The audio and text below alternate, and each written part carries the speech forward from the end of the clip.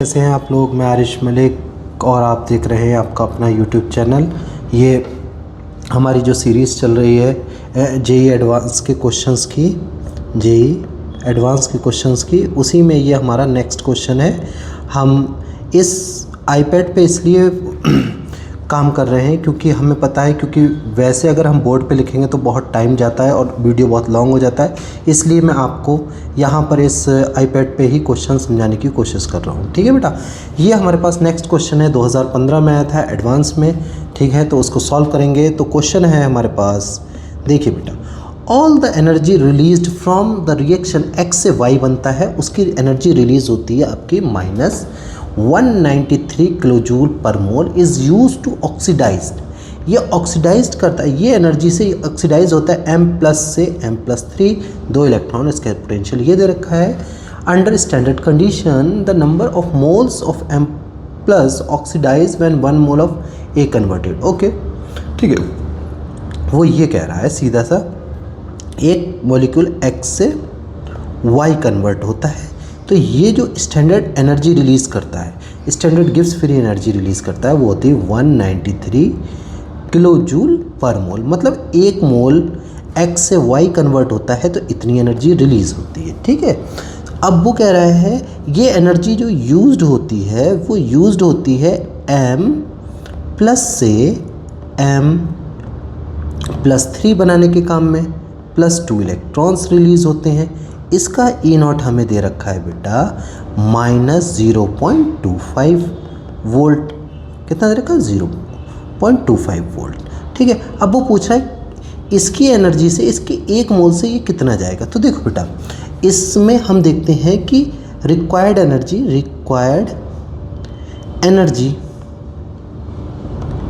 For second reaction, required energy in, ऐसे लिखो, in second reaction to oxidize, ठीक है, M+1 से M3+। देखो ये कैसे निकालेंगे, देखो डेल्टा G हम लिखेंगे, delta G for second reaction.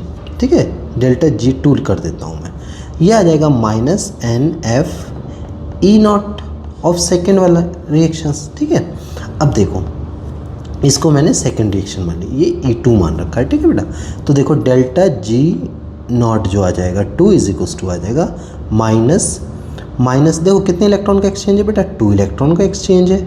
ठीक है, इनटू F की वैल्यू 96500 लेते हैं फॉर न्यूमेरिकल पर्पस, और ये है -1/4 लिख सकता हूँ बेटा, तो ये माइनस प्लस हो गया।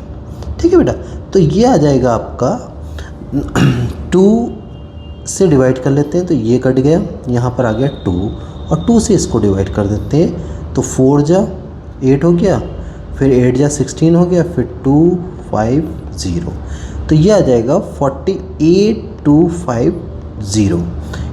ये आ जाएगी जूल में, एनर्जी जूल में आएगी। अगर हम कर लें इसको किलो जूल में आ जाएगी, तो ये 48.25 किलो जूल पर मोल आएगी। ठीक है, इसका मतलब क्या है, देखो ये एनर्जी प्लस में आई है, प्लस में मतलब रिक्वायर्ड एनर्जी है। ठीक है बेटा, और वो जो आया है माइनस में, वो मतलब उससे रिलीज़ हो रही है। तो आपको 1 मोल M+1 से M+3 में जाने के लिए एनर्जी जो रिक्वायर्ड होती है, डेल्टा G जो रिक्वायर्ड होती है स्टैंडर्ड, वो होती है आपकी 48.25 किलो जूल।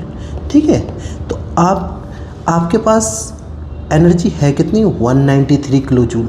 193 किलो जूल से कितने ये होंगे, तो देखो हम लिख लेंगे नंबर ऑफ मोल्स M+ से M2+, वो 3+ मोल्स, ये हो जाएगा number of moles of M+ से M3 moles oxidised into amount ऐसे लिख सकते हैं ना, amount of energy required for 1 mole reaction to oxidised m+1 से m+3 is equal to total energy. ठीक है बेटा, तो आप यहाँ से लिख लोगे n into energy of 1 mole 48.25 is equals to 193। अब इसको डिवाइड करेंगे तो बेटा n इज इक्वल्स टू आ जाएगा 193 अपॉन 48.25। तो यहाँ पर कितना कम है 17 ये आ जाएगा। आप इसे अगर काटेंगे तो अप्रॉक्स 4 टाइम आ जाएगा। ठीक है, तो यहाँ पर जो आएगा, क्योंकि अगर 50 होता तो 50 से तो ये कितने टाइम में जाता है, लगभग 50 होता तो लगभग ये 4 टाइम्स नहीं जाता, 4 से कम, लगभग ये जो वैल्यू आएगी वो 4 आएगी। तो n की वैल्यू कितनी आ गई बेटा 4। देखो ये मोल्स है, 4 मोल्स आपका ऑक्सीडाइज्ड होगा। तो आपका आंसर ये आ गया।